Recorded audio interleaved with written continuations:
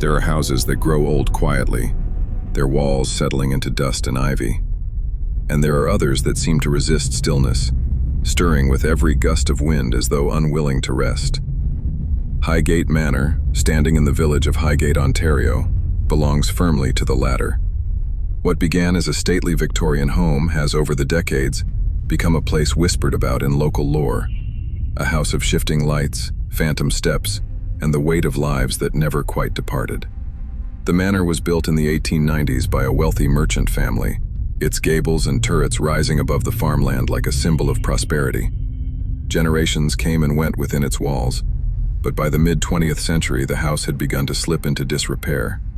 Ownership changed hands, and with each new resident came stories. Doors that locked on their own, windows that rattled in windless nights, and the sound of children's laughter echoing through empty rooms. In the 1960s, when the manor briefly operated as a boarding house, tenants reported strange happenings. Lights flickered without cause. Shadows passed along corridors where no one walked. Some described the sense of being watched from the upper floor windows, even when the rooms stood empty.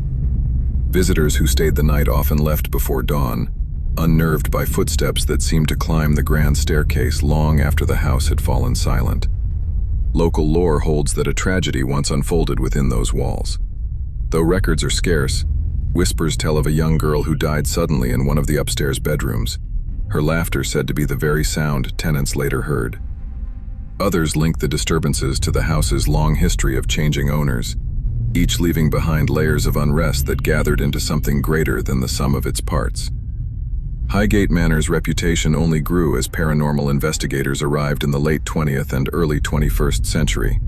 Many documented cold spots, electronic disturbances, and sudden noises caught on tape.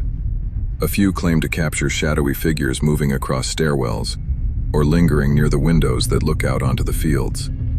While skeptics point to drafty architecture and suggestion at work, those who have walked its halls often leave with the sense that the house carries its own will, neither fully hostile nor welcoming, but undeniably aware. Today, Highgate Manor remains a point of fascination in Ontario folklore. Its peeling paint and weathered facade hide a history not fully written, one told instead in hushed accounts and restless nights. It is not the violence of the legends that haunts its halls, but the persistence of presence. If you stand before the manor at dusk, when the fields fall quiet and the wind rests in the trees, you may feel it too. The sense that the house itself is waiting. For what, no one can say, but Highgate Manor has endured long enough to suggest that whatever lingers inside has no intention of leaving.